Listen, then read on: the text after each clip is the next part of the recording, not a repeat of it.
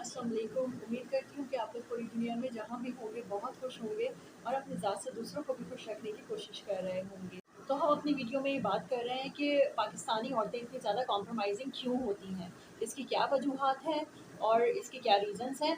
दूसरा ये कि अगर औरत रास्ता इख्तियार करे तो वो कौन सा इख्तियार करे। अगर उसका शौहर इस किरदार का है और उसके दूसरी औरतों के साथ भी ताल्लुकात हैं और वो उसके साथ बदसलूकी भी कर रहा है, उसकी नाकदरी भी कर रहा है और उसके साथ ताल्लुक़ भी अच्छा नहीं कर रहा, तो फिर वो क्या करे, अपने घर का माहौल किस तरह से चलाए, अपनी लाइफ को किस तरह से चलाए और इसके कौन कौन से तरीके हो सकते हैं।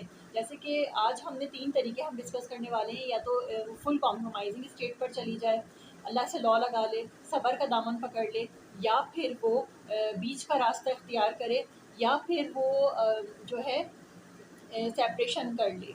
तो आप लोग मुझे कमेंट बॉक्स में ज़रूर बताइएगा ताकि इस तरह से दूसरी और बहनें जो बहुत सारी ये सुन रही होती हैं, देख रही हैं, उनकी भी हेल्प हो सके और वो सही फ़ैसला करने के तरफ आ सकें। जब हम सोशली किसी भी फील्ड में होते हैं तो हमें बहुत सारे लोगों की कहानियाँ पता चलती हैं, बहुत सारी औरतों से और लोगों से हमारा वास्ता पड़ता है, तो हमें पता चलता है कि हमारे माशरे में क्या कुछ हो रहा है। तो इसी तरह से कुछ लड़कियों की मुझे भी कहानी पता चली और मैंने काफ़ी सारी औरतों को मैं अपनी पूरी थ्रू आउट द करियर और पूरी अपनी लाइफ में देखती चली आ रही हूँ और सुनती चली आ रही हूँ। तो आज मैंने सोचा कि मैं इसी पर आपसे बात की जाए। मुझे कुछ लड़कियों ने फ़ोन भी किए और उनसे जब मेरी बात हुई तो मुझे पता चला कि शौहर उनकी शादी के बाद भी, हालाँकि बीवी बहुत अच्छी है, एक बाकिरदार बीवी है और घरेलू और पढ़ी लिखी बीवी है, ठीक है। लेकिन शौहर कुछ इस तरह के भी होते हैं कि उनकी कदर नहीं करते और उन घर में जब आते हैं तो बाहर बहुत अच्छा फ्रेंडली रवैया होता है, सबके साथ बहुत अच्छी तरह से पेश आ रहे होते हैं।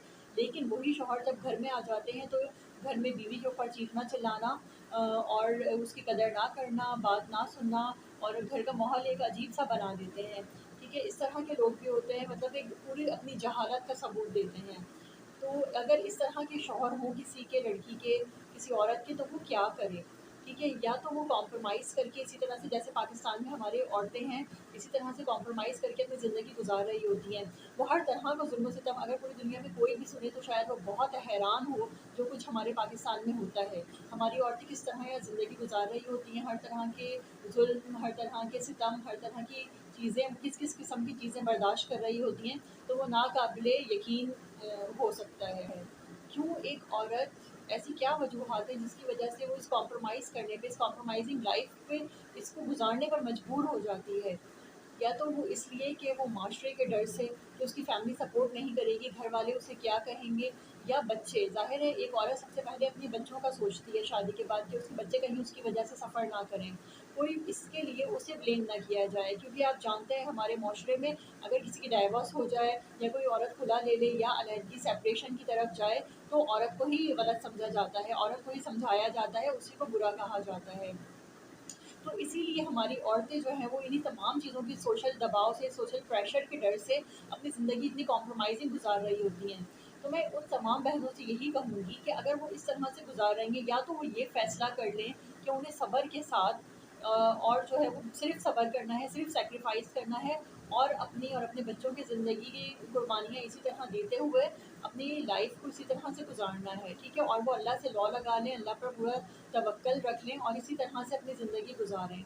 या फिर दूसरा रास्ता ये होता है कि वो ऐसे मर्द से, जो कि ज़ाहिर-सी बात है दूसरी औरतों से उनके अफ़ेयर भी हैं और वो घर पर आ रहे हैं तो वो पूरी जहालत का सबूत दे रहे हैं, बहुत बदतमीज़ी कर रहे हैं, बीवी को नहीं समझ रहे, ना प्यार मोहब्बत का कोई रवैया है इस तरह का बीवी से। और इसके लिए औरत को ही ब्लेम किया जाता है कि तुम अपने शौहर के लिए तैयार क्यों नहीं होती, तुम अपने शौहर के लिए अच्छा क्यों नहीं रवैया रखती और उसकी बात मानो, या वो घर पर आ जाए तो ऐसी कोई बात ही ना करो जिससे बात इस नौबत तक पहुँचे, वो तुम्हें डाँटे या कोई लड़ाई की नौबत आए। तो इन सब बातों के लिए हमारे माशरे में औरत को ही गलत समझा जाता है, औरत को ही ब्लेम किया जाता है हर बार। अगर आप ये डिसाइड कर लें कि अगर आपने खुला की तरफ जाना है या सेपरेशन की तरफ जाना है, तो फिर आप उस पे डट जाएँ। मैं कहती हूँ कि फिर आप, क्योंकि अगर औरत अब फिर भी कॉम्प्रोमाइज़ करेगी, वो बीच का रास्ता निकालने की कोशिश करेगी।